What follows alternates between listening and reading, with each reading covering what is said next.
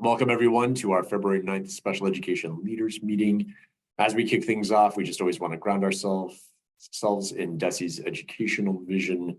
Like I've mentioned before, a key one for us is thinking about students being known and valued, thinking about educational experiences as being real world, relevant, and interactive, and the way in which we can use individualized supports, in this case, special education supports, to help all students excel at grade level or beyond.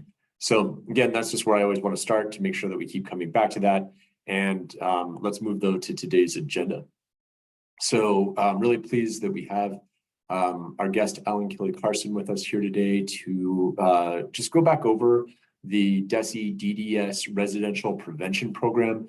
It's such a great opportunity for young people who really need this type of support.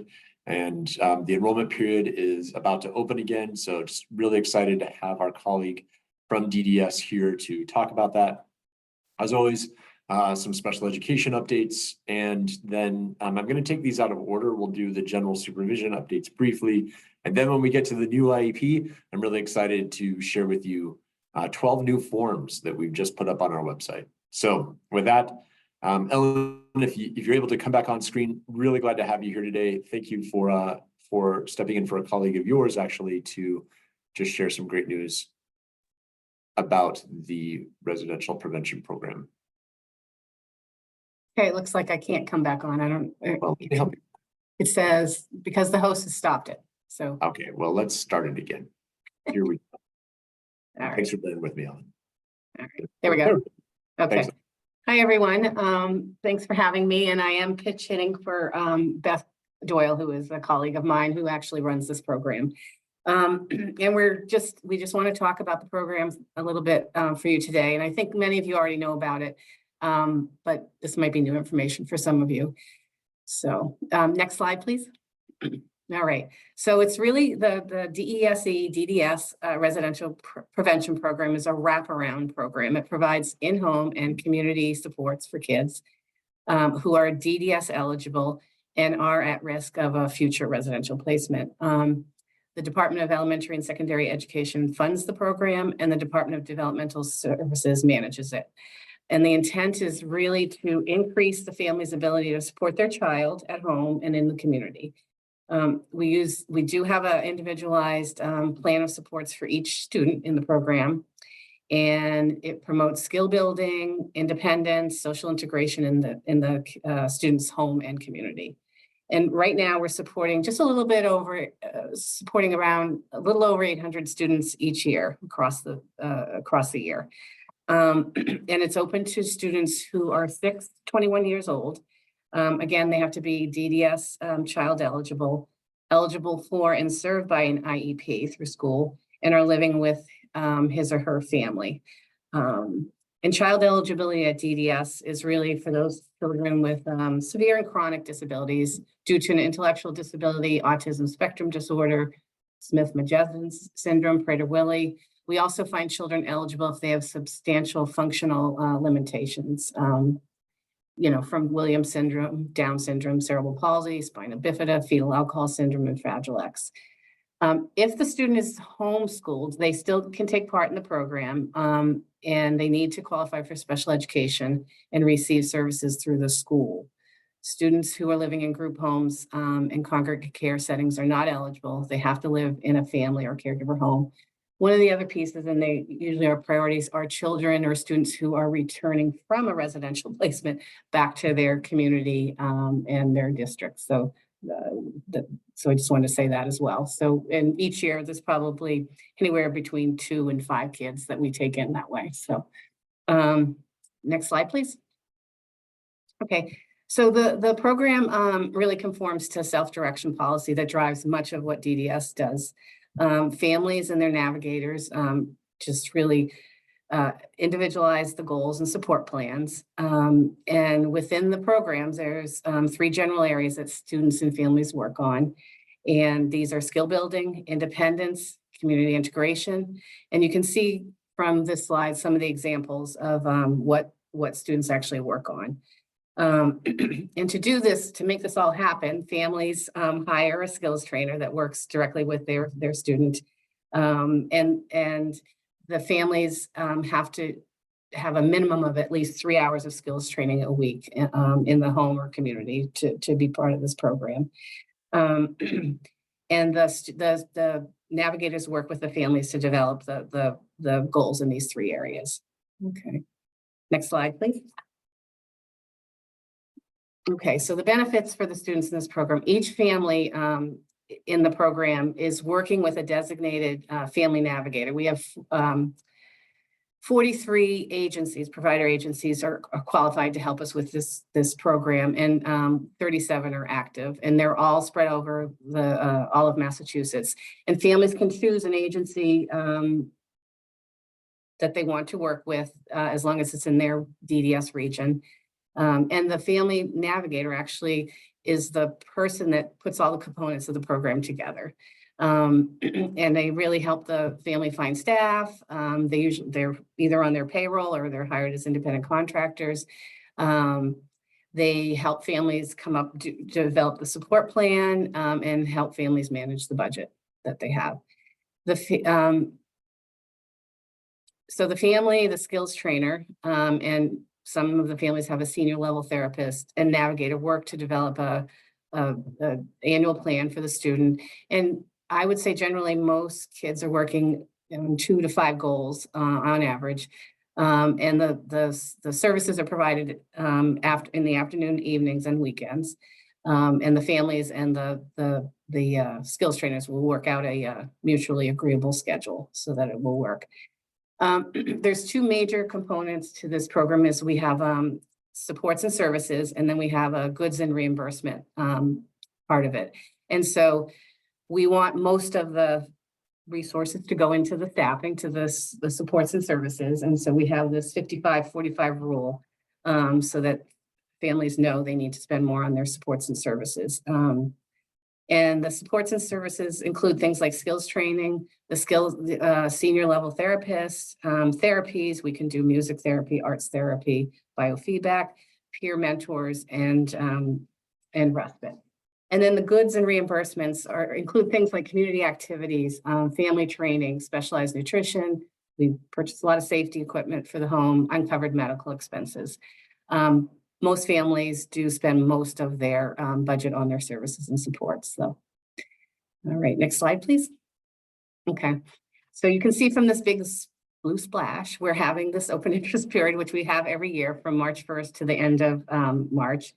And our goal is really to reach far into the communities and find families that aren't in line first over here at DDS. So we really want a broad reach for all the families in Massachusetts to give everyone the opportunity to have a chance at this program. So we're updating our website right now, but the families can find copies of the family letter and interest forms on the website. And it's available in 12 different languages. And then we have a detailed FAQ posted on the website. And this will give families and yourselves information about the program requirements, the enrollment and the eligibility process, and the use of funds. I want to be honest, there's 800 students in this program. There's probably, each year, we are overwhelmed with the responses, but each year we can add 60 to 80 new kids because kids turn 22, kids do leave the program, but we are overwhelmed with the amount of interest, which is very nice. So that's a good problem, right? To have. So like I said, the open interest information is on the website right now. But the brand new 2024 application isn't there. So, and we're working on getting it up there right now. So we just really want you to share this information with families that you're supporting and let them know that this is happening. So, so that's our presentation. I think if you have questions, Beth, you could either email me or Beth. We would be happy to answer them. And I think that's all I have to say today. It's a great program. Great. It's really a great program. It truly is. I've had students myself who've benefited from it. Ellen, are you able to stick around for our Q&A session at the end? I know that there are some questions coming in, but we usually do all the questions at the end of the meeting. But if you need to go, we can certainly do some questions right now. Is it an hour meeting? It is. Yes, I can then. Oh, Okay, you're awesome. Okay, Okay. thanks so All much. right. Thanks, All Lauren. right. And you can look in the Q&A and see the questions, and then I'll post questions to you Okay. at the end. Great. Okay. So much. all right. All right, shifting gears to just some updates. So the first thing that I just want to go over with you is that we've had some questions about responsibilities for students in approved special education programs, both the responsibility of the school itself and the responsibility of the district for providing services or oversight. And so I just want to review with you just quickly as we begin the special education updates. Again, just a reminder of what's in our regulations, particularly we've had, obviously there's change in, special ed staff, your ETLs who are doing this work, some changes in special education directors. And so we thought it would be timely to just, go back over this, what is, stated in our regulations. So I realize there's a lot on this page. I promise to break it down. So drawing directly from our regulations about the responsibility for students in what we call approved special education school placements, by public agencies. So by local education agencies, by school districts.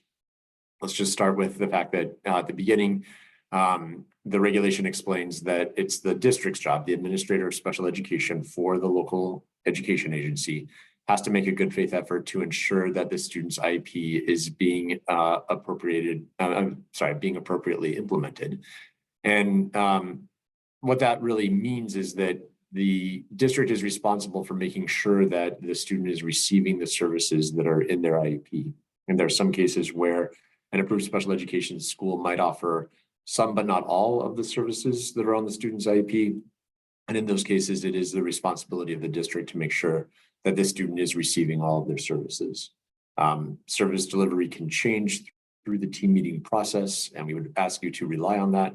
If their students' needs change, student strengths change. So when revisiting the service delivery grid through the team meeting process, just staying really focused on what does the student need, what does the team process reveal in order to make sure that the student is provided with those services. And again, some cases it might be a combination of what the approved special education school provides, and then some additional services that have to be provided through the school district. So there could be an itinerant person who needs to come on site.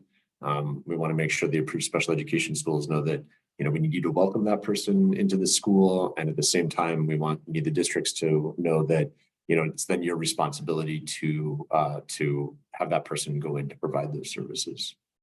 So that's really the beginning part of there, and also the bottom part, that part C about the full procedural protections. It's really saying the same thing that the students who are eligible and for in out of district programs. It's the school district's responsibility to make sure that the student is receiving all of its special education services and related services according to the student's IEP. And then that middle part is about the monitoring requirement, which I just threw in. This wasn't the question that came to us, but since we're here anyway, I just wanted to go back over the responsibility for the school districts to monitor the provision of services, right? So it's the district's responsibility for making sure those services are provided, and also for monitoring the provision of services to the individual students placed in out of district settings. At the same time, there's also a responsibility for the approved special education school. And what is unique in Massachusetts is that every approved special education school has to have their own special education administrator. And this is something that our approved special education schools team monitors for to ensure that there is somebody with that expertise on staff, because while it's the responsibility of the district to make sure that the services are provided for, what I like about this additional piece of the regulation, if you look here where it says that such person shall be assigned to supervise the provision of special education services in the school. So, there's sort of a balancing effect there of, the district being responsible for ensuring that the services are provided, and then the supervision of those services, the supervision of the provision of services is described as being the responsibility of that special education administrator for the school.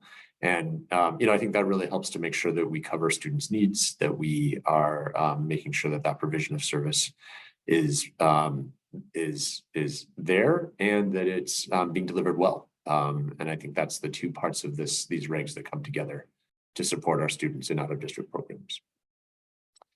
And I'm sure there might be questions about that. I'm not looking at the Q&A just yet, but I am seeing that it's filling up. And so I'll be glad to take a look as we get to the Q&A section of today's meeting.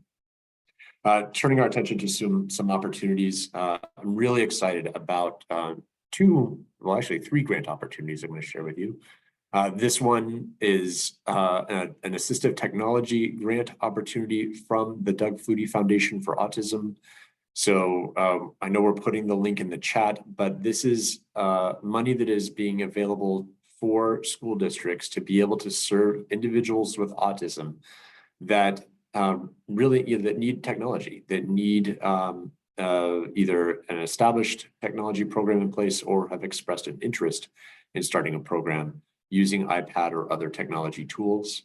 So, I like that, the maximum request is $7,500, but that can go a long way towards, finding an iPad, supporting, actually that'd be multiple iPads, but not just that, the, tablets and accessories, apps, smartboards, laptops, as you can see in the list here. We are really excited to just share this with you and encourage you to think about applying for these funds. Another opportunity that is not solely in the vein of special education, but is just important to note is that there are additional dollars for Commonwealth preschool partnership planning initiatives, ways in which preschool access can be expanded for 3- and 4-year-olds, and particularly where we know that there's a lot of demand for services for 3- and 4-year-olds that we've seen since the pandemic. A lot of referrals for evaluation for 3- and 4-year-olds, that the grant can help to support equitable special education access of special education services for students with IEPs, regardless of their program of choice. So if you're interested, I'm going to tell you the grant funds do come up very soon, and it's a competitive grant.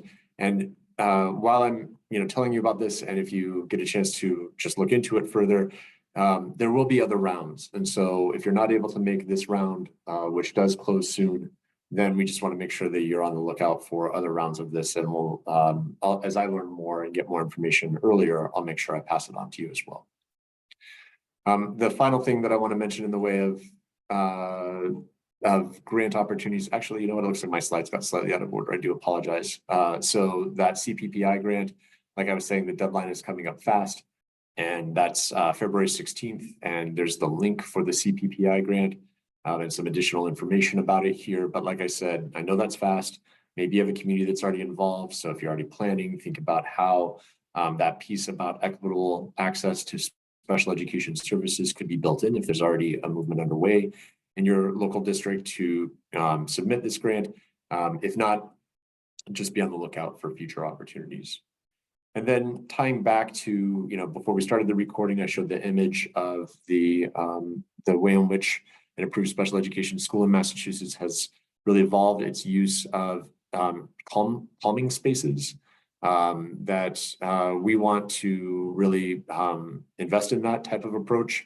And so, we are working to reduce or eliminate the use of timeout rooms.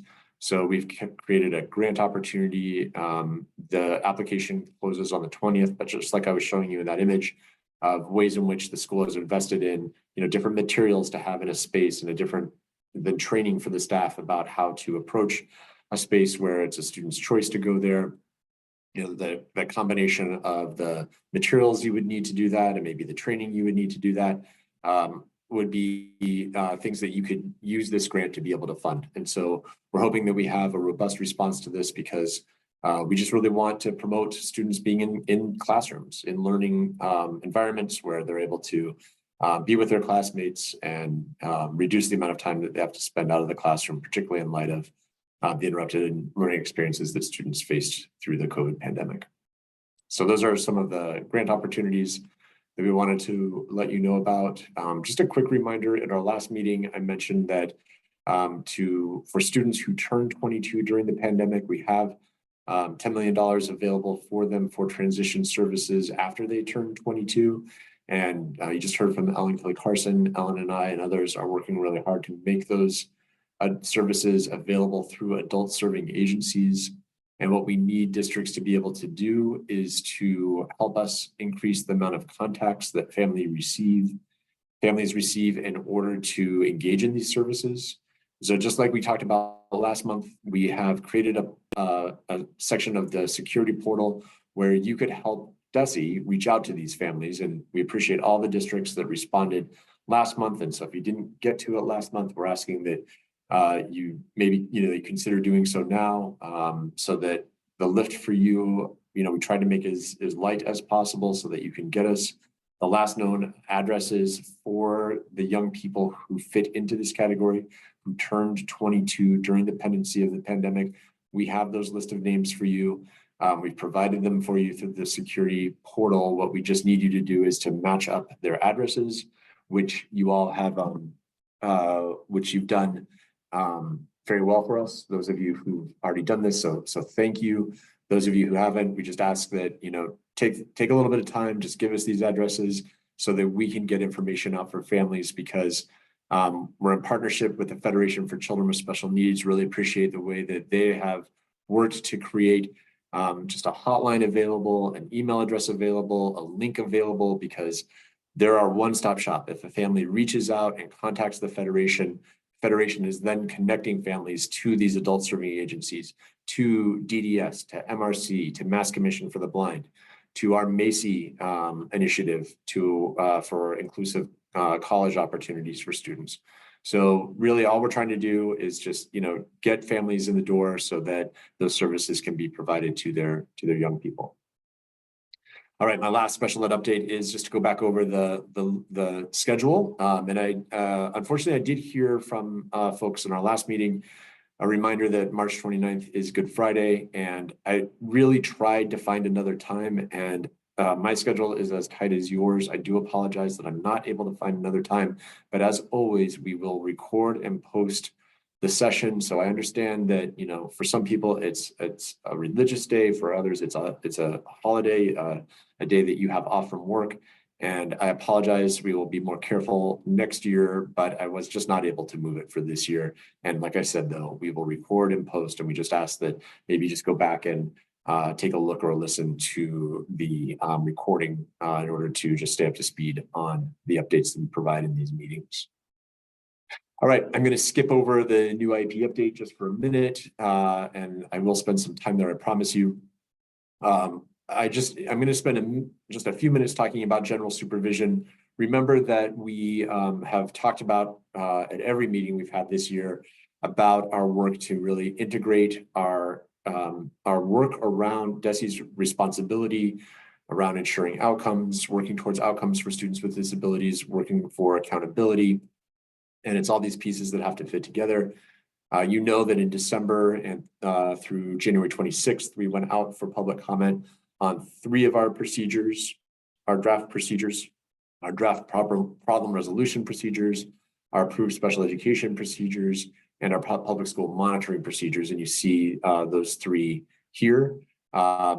We had I just want to thank people for their feedback. It was above and beyond what I was hoping for, just because I was hoping for a lot, and we got a lot, which was great, a lot for us to chew on.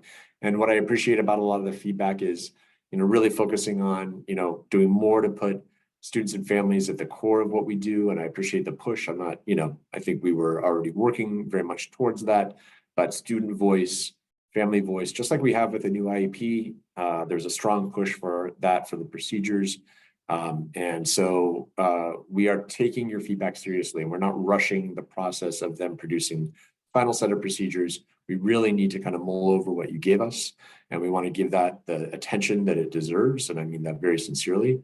And so I just want to let you know that the deadline that we have, the date we've set for ourselves, is sort of a spring release for these procedures. So just want to let you know that that is what is coming up, is that we'll have updated procedures from DESE in those 3 areas later in the early part of the spring. And then you should be on the lookout for dispute resolution and mediation procedures from the DSEA in the near future as the next round of procedures to give feedback on. And we hope that the feedback is just as robust as what we received for the 3 draft procedure manuals that we put out in December.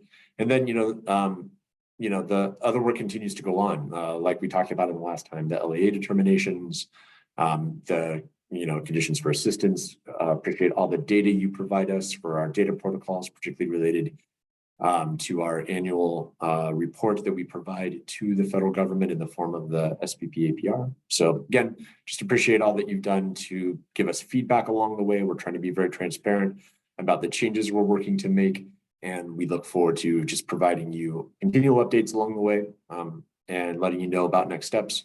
And an important thing just to walk away with from today's meeting is the just the timeline that we're looking at an early spring release of our final procedures. All right, let me rewind the tape here just real quick. And a few things. So first of all, we have appreciated your involvement in the supports and the resources we've provided so far this year. So for example, we had over 900 participants last week. The weeks go by so quickly. We had more than 900 participants from schools and districts in our training of trainers session last week. And like I've said, we have more written resources on the way this year.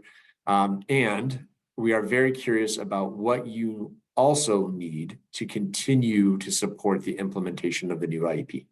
I think we're at an important point right now where we released the IEP just about a year ago. We've offered these training of trainer sessions and other resources that we have on our website for you. And I want to know what more can we do? We know this will be a continual effort of professional development. The IEP does, like I've said all along, we want to signal as a change, an opportunity for us to kind of rejuvenate our practices in special education. And so we've prepared a survey for you that we'd just appreciate if you could do it before many of you go away for, whatever you're doing for February break. If you could just let us know, that's really going to help our planning for, anything we can do for the rest of this year, but then particularly for next school year. What are those supports? What are those resources that we can bring to you?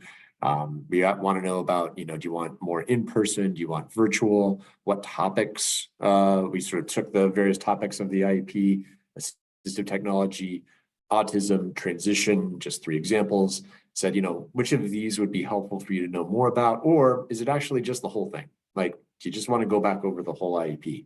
And obviously left room for other input. So we'd really love to hear from you. Help us form supports that are meaningful for you, that are on target, that are relevant and timely as you are evolving with your teams. And I just want to say, I'm really grateful and inspired by the ways in which you are really thinking about the new IEP as being a way to, reapproach the IEP experience, reapproach family engagement, reapproach the way in which you are understanding specially designed instruction and looking ahead to the future. And I've really heard about just excellent ways that districts are engaging their staff, their families in this work. And so I just want to hear more from you as you complete this survey. In addition, I mentioned recently that we will have another meeting for IEP vendors. And so a question you've asked us a lot is, where are the vendors in their readiness? Do they know about the updates that DESE has made? And so we did this last year. We had great attendance. We did 2 of these meetings when we released the new IEP. And I'm about to show you 12 new forms that we just put up on our website. So the time is right for us to meet with the IEP vendors again. But here's what's important, and please listen closely to this. We do not have the ability to contact the IEP software vendors ourselves. So just like we did last year, we have prepared a message for you. And Julie's putting it in the chat right now. And it's just, if you wouldn't mind copying the message that we put in the chat. I've heard that for many of you, you have like a help desk, sort of a customer service email that you go to reach your IEP vendor.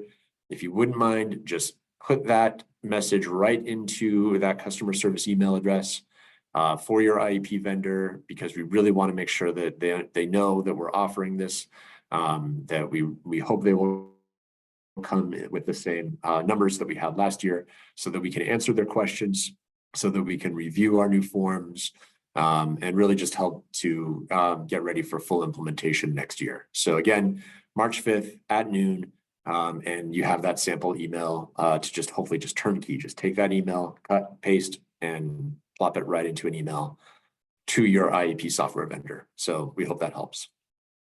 Without any further ado, this is what I'm so excited to share with you today, is our 12 updated IEP forms. And I'm going to stop my sharing and go over to where I have them prepared for you. Actually, I'm not stopping my sharing. I'm going here. Julie, would you mind just confirming that you're seeing the right screen, the one that we looked at earlier? Yes. Excellent. Thanks so much. Great. Okay, so I am on, let me just go back a level. So here I am on our DESE website. I go to the IEP improvement project, and we will continue to update the organization of this page. But where I need you to go is here to individualize education program forms, right? So if you click on this link, it takes you to where we now have 15 forms available for you to begin to use, or actually continue to use in a few of the cases. And then there are updates to the forms in themselves for you to be able to begin to use as we go forward. The good news about most of the forms is it's really just the style that we changed. Much of the, if not all of the content, much of the content is exactly the same. So I don't want to get your blood pressure up that DESE went and changed 12 forms dramatically or radically, far from it. So let's just take, for example, the attendance sheet, right? I'm going to show you a form that, again, we changed the look of the form so it has that same kind of color, you know, and you're not required to use our colors, but just, you know, again, and maybe it's just a way of confirming, you know, that this form hasn't really changed. It's really the same. It shouldn't be hard for the IEP vendors. If, you know, it's perhaps no work at all, this form, but by us putting it up now, it just lets you know, where did we land on the forms. It's just confirming, yes, this is the form that looks a lot like what we used to have, and it's going to look this way into the future. It worked in the past, it continues to work in the future. And so that's, you know, what you're seeing here is really just stylistic changes, formatting, but not the content. However, I have queued up a couple of places where we have changed the content, and I want to go over those with you so we can walk them through. And there aren't many, and I hope they're improvements for the better. You can let me know what you think. And so here's our first one, and if I can move. Oh, there we go. All right, so this is the eligibility determination flowchart that we are very used to in special education, but you are going to see that it's changed a little bit. And let's just walk through the flowchart. So we have the same question here that we're very used to about the disability types. Does the student have one or more of the following disabilities? And just like so many of your software systems are set up, it's a check the box in the software. And then this is what's new though. So over here, if the student has more than one disability, this is where we want to identify primary disability. And many of you have heard me talk about this a lot over the past year, that we feel like the conversation about primary disability has taken on the wrong emphasis, or perhaps the wrong emphasis. That when we talk about it during the IEP meeting itself, as opposed to at the time of eligibility, it becomes a discussion about what it means educationally to have a primary disability, and we don't think that it actually has an educational purpose. If a student has more than one disability, we think it's important to consider them all, and to have a conversation about how to, you know, what does this mean for this student to have multiple disabilities, as opposed to making one seem to matter more than the others. And I think what's important about this is the only reason why we ask about primary disability is for federal reporting purposes. And so what we've done with this form is we've added it so that it's just becomes part of the eligibility process. That, you know, what we've heard is that, and understandably, we want to do this in daylight with parents. We want to make sure that the team is aware of how this choice was made, because school districts are required to report this so that, you know, it becomes part of our federal reporting. So it is something we have to do, but we want to make sure that it's really clear that this is really just for reporting purposes. This is not for planning purposes. And so if we do it once every 3 years predominantly, new evaluations can come in during the course of the 3-year period. And so we, ask you to come back and revisit this if necessary. But for most students, it would be a once every 3-year discussion to determine primary disability for federal reporting purposes. And so that's why we put it right on here that, this is for federal data reporting purposes. And then that maybe helps to just make it more of what it is. It's a procedural discussion. It needs to happen, but it doesn't become an educational discussion. And hopefully works to kind of streamline what does occur during the annual review process. So that's the big change. Once if a student does have multiple disabilities, then identifying them here, what they are, and then identifying the primary disability from among that list. We could imagine this turning into a drop down, right? Kind of taking different real estate on the page that gets printed. But for our purposes, we have to show the complete list, and then moving on to the rest of the questions that are here that you're very familiar with, that we have here for you. So again, that's the big change that I wanted to point out to the eligibility flowchart. A couple other forms with changes that I just want to show. The evaluation consent form. There are 2 asterisks. Our regulations require these assessments. And this is in response to, when we do our monitoring visits, we do sometimes find that particularly the educational assessment isn't always provided, and it is a requirement. And so we thought it'd be helpful just to, reduce, where we have seen any kind of, some variety of findings in this area. We thought, well, let's provide you better guidance on this to indicate that both the assessment in all areas related to the disability as well as the educational assessment are required. And then just keep in mind, our regulation also strongly recommends the observation. And so we thought it'd be helpful to kind of bridge what's in regulation with this form.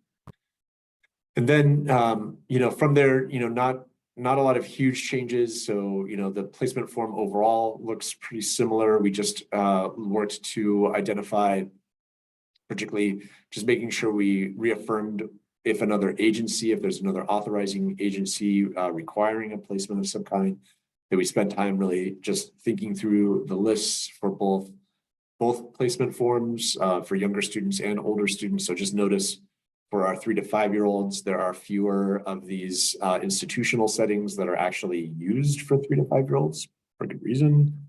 So they don't appear the way that they did in the past. And that's just, hopefully just a clarification.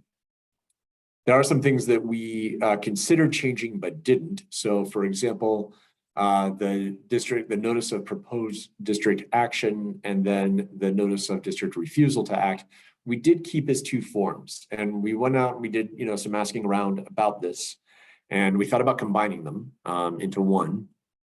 And, what we heard was it's actually really beneficial for families just to really know which is it, what is the decision of the district when it comes to proposing action or refusing to take action. Let's not mix the 2 because that could become confusing. It seems to have worked to have this level of clarity. And so let's just maintain that. And so that is what we did as we go forward. Notice that for level of need, since we do ask about primary disability elsewhere, we don't need to ask about it here as well. And so this form is reduced. Keep in mind that this form is only for district record keeping. We don't anticipate that this has to be discussed at a team level because it's really based on decisions of the team get recorded here. So the other forms that really haven't changed, except for just updating the stylistic element of the form, are the amendment, the extended evaluation form, and then the educational environment and placement form for our data collection purposes. So again, this one is just for district record keeping and for data reporting to the state, as is this form as well. So I'm sure there are some good questions. That is an overview of the forms, and I know that we have Lots of good time for Q&A. So Ellen, if you wouldn't mind coming back, we could just start with any of the questions about the